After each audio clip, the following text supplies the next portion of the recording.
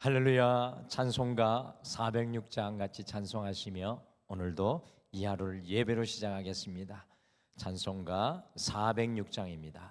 찬송 406장입니다. 찬송 406장입니다. 고난 내 영혼 편히 쉴 곳과 풍랑 일어도 안전한 복을 폭풍까지도 다스리시는 주의 영원한 팔을 지혜 주의 영원하신 팔 함께 하사 항상 나를 붙드시니 어느 곳에 가든지 요동하지 않음은 주의 팔을 의지함이라. 세상 친구들 나를 버려도 예수 늘 함께 동행함으로 주의 은혜가 충만하리니 주의 영원한 팔을 지혜 주의 영원하신 팔 함께 하사 항상 나를 붙드시니 어느 곳에 가든지 요동하지 않음은 주의 팔을 의지함이라. 나의 믿음이 연약해져도 미리 예비한 힘을 주시며 위태할 때도 안보하시는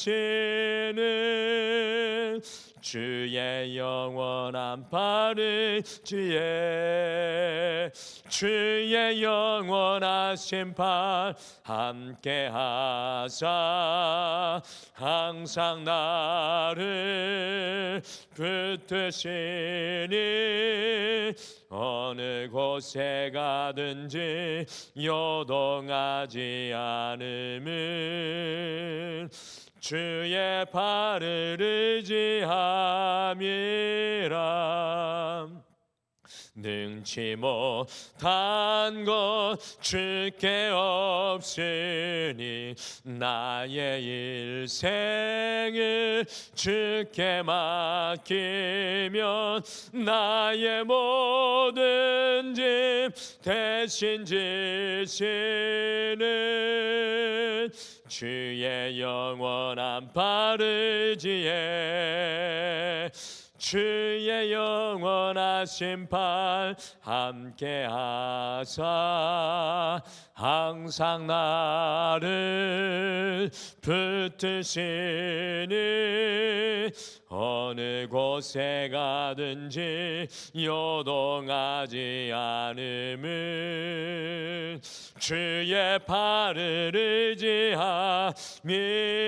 주의 영원하신 팔 주의 영원하신 팔 함께 하사 항상 나를 붙드시니 어느 곳에 가든지 요동하지 않음은 주의 팔을 의지함이라. 아멘. 우리 다 같이 기도하시겠습니다. 주님, 우리의 인생은 때로 고난하고 연약하며 흔들리지만 주의 영원하신 팔 의지하여 오늘도 든든히 주님 앞에 설 수 있도록 도와주심을 감사합니다. 주님, 세상을 붙잡으려기보다 우리의 건강과 우리의 힘을 의지하기보다 오늘도 주의 손을 붙잡고 나아가는 사랑하는 모든 성도님들 한 분 한 분 붙드셔서 주님의 은혜의 장중 안에 서게 도와주시고, 오늘 이 찬양의 고백처럼 우리가 어디에 있든지 간에 요동하지 아니하고 주님과 동행하는 그 은혜 가운데 살아가게 도와주시옵소서. 주님 소망하옵기는 오늘도 주님께 더 가까이 나가 오직 주님 안에 거하기를 소망합니다. 주여 인도하여 주시옵소서. 감사드리며 예수님의 이름으로 기도드리옵나이다. 아멘. 우리 하나님 말씀은 요한복음 5장 1절에서 15절 말씀입니다. 요한복음 5장 1절에서 15절 말씀입니다. 우리 찾으셔서 같이 읽으실까요? 요한복음 5장 1절에서 15절 말씀 같이 읽겠습니다. 시작. 그 후에 유대인의 명절이 되어 예수께서 예루살렘에 올라가시니라. 예루살렘에 있는 양문 곁에 히브리 말로 베데스다라 하는 못이 있는데 거기에 행각 5이 있고 그 안에 많은 병자, 맹인, 다리 저는 사람, 혈기 마른 사람들이 누워 물의 움직임을 기다리니 이는 천사가 가끔 못에 내려와 물을 움직이게 하는데 움직인 후에 먼저 들어가는 자는 어떤 병에 걸렸든지 낫게 되미로라. 거기 38배 된 병자가 있더라. 예수께서 그 누운 것을 보시고 병이 벌써 오래된 줄 아시고 이르시되 내가 낫고자 하느냐?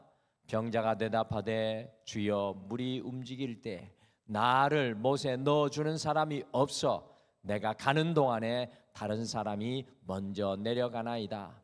예수께서 이르시되 일어나 내 자리를 들고 걸어가라 하시니 그 사람이 곧 나아서 자리를 들고 걸어가니라. 이날은 안식일이니 유대인들이 병 나은 사람에게 이르되 안식일인데 내 자리를 들고 가는 것이 옳지 아니하니라. 대답하되 나를 낫게 한 그 자가 자리를 들고 걸어가라 하더라 하니 그들이 묻되 나에게 자리를 들고 걸어가라 한 사람이 누구냐 하되 고침을 받은 사람은 그가 누구인지 알지 못하니 이는 거기 사람이 많음으로 예수께서 이미 피하셨음이라. 그 후에 예수께서 성전에서 그 사람을 만나 이르시되 보라 내가 나았으니 더 심한 것이 생기지 않게 다시는 죄를 범하지 말라 하시니 그 사람이 유대인들에게 가서 자기를 고치니는 예수라 하니라. 아멘. 오늘도 우리 성도님들을 주님 안에 하루를 시작하며 만나는 것이 얼마나 큰 은혜인지 알 수 없습니다.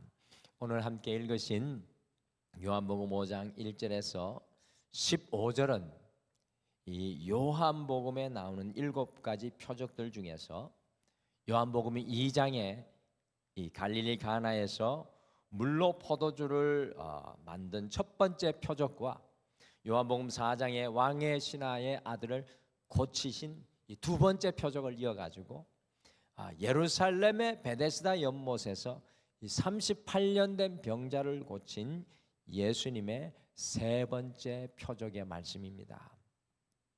오늘 예수님께서 38년 된 병자를 치유하시는 장소가 바로 베데스다 연못인데 이 베데스다라는 장소의 이름의 뜻은 바로 자비의 집입니다. 이 자비의 집. 이 자비의 집이라는 베데스다에서 어떤 일이 오늘 일어나고 있습니까? 같이 요한복음 5장 3절 4절 말씀 다시 읽겠습니다. 시작. 그 안에 많은 병자, 맹인, 다리 저는 사람, 혈기 마른 사람들이 누워 물의 움직임을 기다리니 이는 천사가 가끔 못에 내려와 물을 움직이게 하는데 움직인 후에 먼저 들어가는 자는 어떤 병에 걸렸든지 낫게 되미로라. 그 넓은 베데스다 연못에 많은 병자들이 모여가지고요 천사가 움직이는 물의 움직임을 기다리고 있습니다. 물이 움직인 후에 제일 먼저 들어가는 단 한 사람만이 병이 낫게 된다는 전설을 믿고 이 수많은 병자들이 그곳에 모여 집결하여 경쟁하며 물의 움직임을 주시하고 있습니다. 이 베데스다는 아이러니하게도 자비의 집이라는 이름과 달리 단 한 사람밖에는 치유를 누릴 수 없는 무한 경쟁의 장소였습니다. 자비가 아니라 경쟁과 갈등과 분투의 현장이 바로 이 베데스다 연못가였습니다. 여기에 38년 된 병자가 있었습니다. 이 38년 된 병자는 자신의 힘으로는 전혀 움직일 수 없는 그런 처지였습니다. 그러니 자비의 집에서도 전혀 자비를 누릴 수 없는 그런 존재가 바로 오늘 성경에 나오는 이 사람입니다. 그의 힘으로는 도저히 치유받을 수 없는 절망적인 인생이었습니다. 이 38년 된 병자에게 사실은 베데스다 연못은 자비의 집이 아니라 절망의 집이었습니다.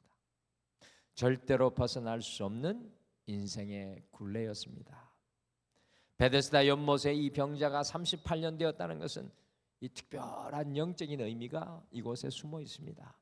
여러분들, 이스라엘 백성들이 출애굽하여서 홍해를 건너서 시내산에서 율법을 받고 성망을 짓는 법을 배우고 가나안 땅인 가데스 바네아 앞에 도착을 하였을 때 출애굽을 한 지 2년이 지난 때입니다. 그래서 실제로 가데스 바네아에서 정탐을 한 이후에 불순종함으로 가나안 땅에 들어가지 못하고 이스라엘 백성들이 광야를 방황한 고난의 시간이 바로 이 38년입니다. 38년. 이스라엘 백성들에게 38년은 광야의 고난과 고통이 담겨 있는 영적인 숫자입니다. 고통의 숫자입니다. 오늘 이 38년 된 병자의 이름이 나오고 있지 않은데 사실은 예수님 시대의 이스라엘 백성들 전체를 의미한다고도 볼 수 있는 오늘 이 병자의 모습이 바로 이스라엘 백성들의 모습입니다. 마치 광야에서 절망 속에서 벗어날 수 없는 인생의 고통의 굴레에 있었던 것과 같이 이 38년 된 병자가 이스라엘 백성들이 깊은 절망 속에 예수님의 시대 속에 서 있다는 것입니다. 그런데 바로 이 인생의 절망 속에 바로 이 이스라엘 백성들에게 주님께서 찾아오시는 장면이 바로 오늘 말씀이 되겠습니다. 자비라는 집에 버려져 절망 속에 있었던 인생이 예수님을 만남으로 소망을 누리게 됩니다. 절망 속에 있는 이스라엘 백성들에게 찾아오신 예수님을 아주 자세히 보여주는 표적의 말씀입니다. 그래서 오늘은 우리가 이 하루를 시작하면서 인생의 절망 속에 찾아오신 주님, 인생의 절망 속에 찾아오신 주님이라는 제목으로 어떻게 인생의 절망 속에 찾아오셔서 그리스도 예수께서 일하시는지 우리가 함께 살펴보면서 주님께서도 우리의 인생의 현장에서 일하시는 은혜를 바라보며 누리는 우리가 되기를 소망합니다. 오늘 말씀해 보니까 절망 속에 찾아오신 주님은 믿음의 고백을 하게 하십니다. 이 절망 속에 찾아오신 주님은 믿음의 고백을 하게 하십니다. 오늘 예수님께서는 그 수많은 병자들 속에서 이 38년 된 병자를 찾아가십니다. 아무런 소망이 없고 기대할 수 없는 인생을 찾아가는 거죠. 자비의 집에 무한 경쟁 속에 영원한 좌절과 절망 앞에 서 있는 한 인생을 찾아갑니다. 절망의 굴레를 홀로 도저히 벗어날 수 없는 그 인생을 찾아가 예수님께서는 도전하는 겁니다. 같이 요한복음 5장 6절 말씀 같이 읽겠습니다. 시작. 예수께서 그 누운 것을 보시고 병이 벌써 오래된 줄 아시고 이르시되 내가 낫고자 하느냐. 병이 벌써 오래되어 절망 중에 벗어날 길이 없는 그 사람을 보시고 아시고 내가 낫고자 하느냐. 예수님께서는 이 38년 된 병자의 병이 오래된 것을 아셨습니다. 그의 깊은 절망과 인생에 벗어날 수 없는 고통의 굴레를 아셨습니다. 그 병자를 보신 예수님께서 질문하십니다. 내가 낫고자 하느냐? 여러분들, 예수님의 이 질문은 사실 38년 된 이 병자에게는 너무나 중요한 것입니다. 왜 그렇습니까? 같이 요한복음 5장 7절 말씀 같이 읽겠습니다. 7절 같이 읽겠습니다. 시작. 병자가 대답하되 주여, 물이 움직일 때 나를 못에 넣어주는 사람이 없어 내가 가는 동안에 다른 사람이 먼저 내려가나이다. 오늘 이 38년 된 병자의 마음이 어떻습니까? 이 자비의 집인 베데스다 연못에 물이 움직일 때 나를 못에 넣어줄 사람이 없어 내가 기어가는 동안에 다른 사람이 먼저 내려간다는 것입니다. 도저히 먼저 들어갈 수 없고 도저히 치유받을 수 없고 도저히 회복될 수 없는 절망을 이야기하는 것입니다. 정말 아이러니하게도 자비의 집에서 자비를 누릴 수 없는 안타까운 인생의 모습을 보여주는 것입니다. 치유의 소망을 기대하지 못하고 있습니다. 아니, 치유의 소망을 포기한 지 오래인 것처럼 보입니다. 아무것도 할 수 없는 자기 자신의 절망적인 상태를 이야기하고 있습니다. 그런데 이 사람에게 예수님께서는 무엇이라고 오늘 도전하고 있습니까? 내가 낫고자 하느냐? 내가 낫고 싶으냐? 내가 낫기를 원하느냐? 오늘 베데스다 연못만을 바라보고 절망 속에 있는 이 38년 된 병자를 바라보며 내가 낫고자 하느냐고 주님께서 도전하고 있습니다. 베데스다의 그 연못에 그 시선과 삶이 빼앗겨 절망 속에 있는 한 남자가 예수님을 바라보게 하고 있다는 것입니다. 그리고 그 사람의 입으로 낫고자 한다는 믿음의 고백을 할 수 있도록 주님께서 도전하고 있습니다. 베데스다의 빼앗긴 시선을 주님께로 향하게 합니다. 주님을 바라보고 절망 중에 믿음을 고백하기를 도전하시는 것입니다. 인생의 절망 속에 찾아오신 주님은 믿음의 고백을 할 수 있도록 오늘 돕고 있습니다. 사랑하는 성도 여러분, 신앙은 인생의 절망 속에서도 믿음의 고백으로 살아가는 것입니다.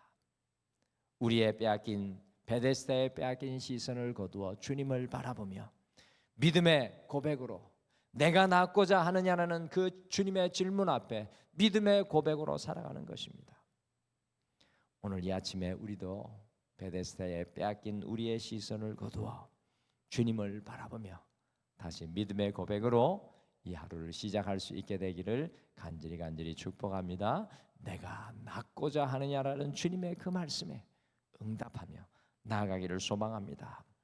이 절망 속에 찾아오신 주님은 오늘 소망의 말씀을 들려주십니다. 소망의 말씀. 이 38년 된 병자는 스스로 믿음의 고백을 할 수 있는 사람이 아니었습니다. 여러분들, 오늘 이 사람이 믿음의 고백을 한 흔적이 나오지 않습니다. 그 절망에 눌려 믿음의 고백이 그 속에서 도저히 터져 나올 수가 없었습니다.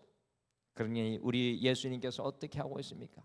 같이 요한복음 5장 8절과 9절 말씀 같이 읽겠습니다. 시작. 예수께서 이르시되 일어나 내 자리를 들고 걸어가라 하시니 그 사람이 곧 나아서 자리를 들고 걸어가니라. 아멘.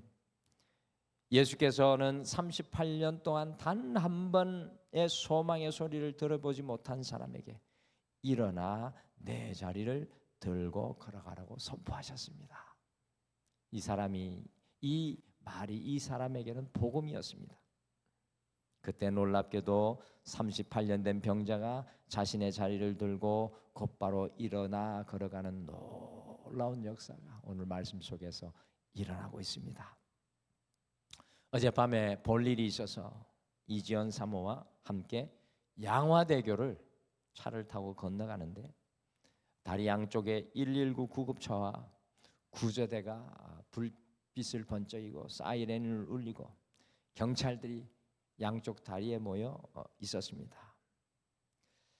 제 생각에는 아마도 어떤 사람이 절망 중에 다리에서 투신을 하려고 했거나 이미 투신한 상태가 아니었나 생각해 봅니다. 근데 한강의 다리에 가시면 약 30개 정도 다리가 있는데 그 다리에 가보시면 꼭 그 다리에 이 난간 부분에 군데군데 도움이 필요하시면 전화하세요라는 도움의 전화가 설치되어 있습니다. 여러분들 왜 그렇게 했습니까? 깊은 절망 속에 인생의 마지막을 선택하려는 그 순간에 이 누군가의 소망의 단 한마디 말이 한 사람을 살릴 수 있기 때문에 24시간 한강의 다리에는 누군가와 통화할 수 있는 전화기가 설치되어 있습니다. 38년 동안 소망의 말이라고는 들어본 적도 없고 스스로 말해본 적도 없는 이 사람에게 주님의 소망의 말씀이 들려옵니다. 일어나 내 자리를 들고 걸어가라. 일어나 내 자리를 들고 걸어가라.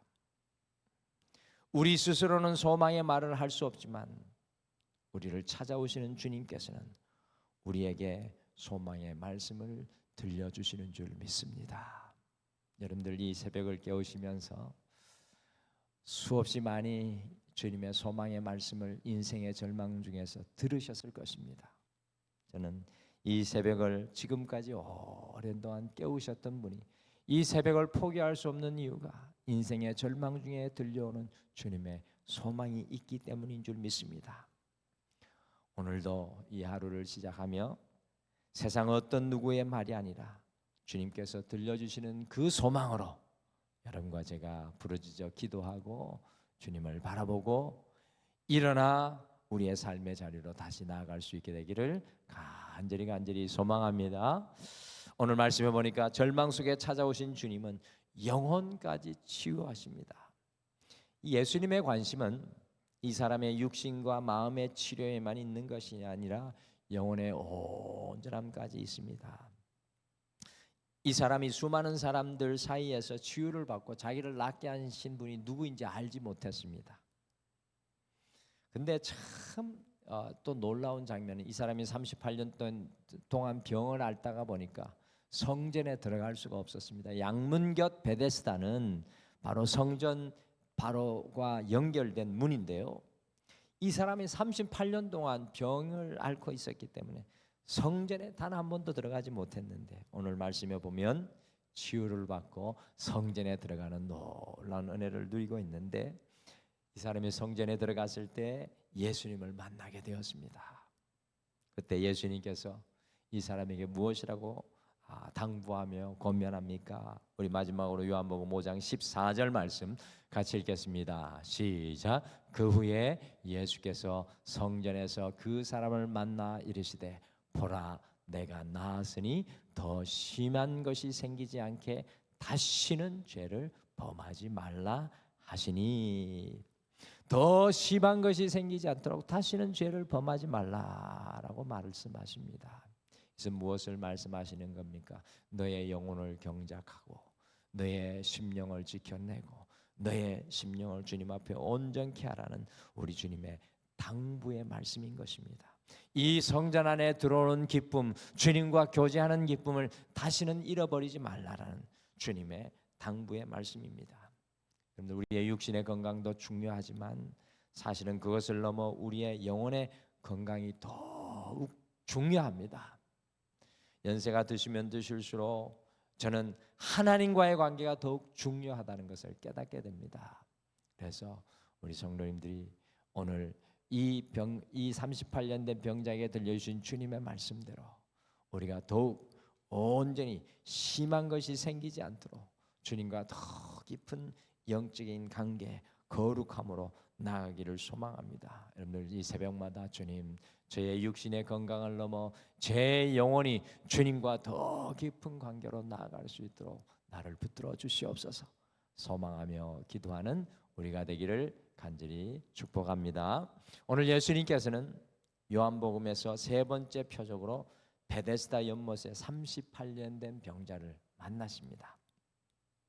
인생의 절망 속에 찾아오신 주님은 믿음을 고백하게 하십니다. 여러분들 우리는 주님 앞에 믿음을 고백하는 존재가 되어야 합니다. 절망 속에 찾아오신 주님은 소망의 말씀을 그의 인생 가운데 들려주십니다. 절망 속에 찾아오신 주님은 우리의 영혼까지 치유하기를 원하십니다. 우리의 삶의 현장에 우리를 찾아오시는 이 주님을 오늘 만나며 살아가시는 우리 모두가 되기를 간절히 소망합니다. 우리 다 같이 기도하겠습니다. 하나님, 우리의 인생의 절망 중에 찾아오셔서 영원한 소망의 빛을 비추어 주시고 우리의 육신을 넘어 우리의 영혼까지 강건케 하게 하시는 원하시는 주님을 요한복음의 세 번째 표적을 통해 우리가 다시 발견케 도와주심을 감사합니다. 자비가 없는 이 세상, 베데스다 연못과 같은 세상 속에 살아가는 우리가 주님을 만나지 않고 어떻게 살아갈 수 있겠습니까? 주님, 오늘 이 하루도 우리의 인생의 삶의 현장에서 주님을 만나 절망을 넘어 주님 주시는 소망 아래 거할 수 있게 도와주시옵소서. 순간순간 세상을 바라보지 아니하고 주님 바라보며 믿음의 고백과 선포를 우리 가정과 자녀를 향하여 삶을 향하여 외칠 수 있도록 주여 우리를 인도하여 주시옵소서. 우리가 믿음의 고백을 하지 못하는 순간에는 주님의 소망의 음성을, 그 영의 음성을 들을 수 있는 영의 길을 열어주셔서 일어나 내 자리를 들고 걸어가라는 주님의 말씀대로 주저앉은 자리에서 일어나게 하여 주시고 주님과 함께 걸어가게 도와주시옵소서.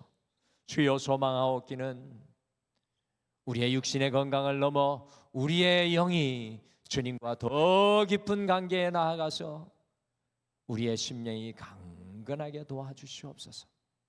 우리의 영이 주님 은혜의 장중 안에 붙들리게 도와주셔서 믿음으로 더욱 온전히 서는 영의 사람 되게 도와주시옵소서. 오늘도 살아가는 모든 성도들의 삶의 현장과 가정과 직장과 사업과 인생의 문제와 연약함 위에 주님 함께하여 주셔서 절망이 변하여 소망이 되는 은혜의 역사를 주님과 함께 이루어내게 도와주시옵소서. 모든 것 주님 앞에 맡겨드리며 예수님의 이름으로 기도드리옵나이다. 아멘. 하늘에 계신 우리 아버지여, 이름이 거룩히 여김을 받으시오며 나라가 임하시오며 뜻이 하늘에서 이루어진 것 같이 땅에서도 이루어지이다. 오늘 우리에게 일용할 양식을 주시옵고 우리가 우리에게 죄 지은 자를 사하여 준 것 같이 우리 죄를 사하여 주시옵고 우리를 시험에 들게 하지 마시옵고 다만 악에서 구하시옵소서. 나라와 권세와 영광이 아버지께 영원히 있사옵나이다. 아멘. 오늘 함께 기도하실 때 인생의 절망과 낙심 속에서도 주님으로 인하여 믿음의 고백을 하게 하옵소서. 주여, 주님 앞에 내 시선과 내 모든 것이 붙들려서 믿음의 고백을 하게 하옵소서. 그리고 두 번째, 주님의 소망의 말씀을 매 순간 들으며 우리의 심령과 영의 삶이 강건하고 온전케 하여 주시옵소서. 우리 함께 오늘 말씀 생각하시며 기도하시고 오늘도 주님 앞에 우리의 마음을 올려드리겠습니다. 우리 다 같이 기도하겠습니다. 아버지 하나님,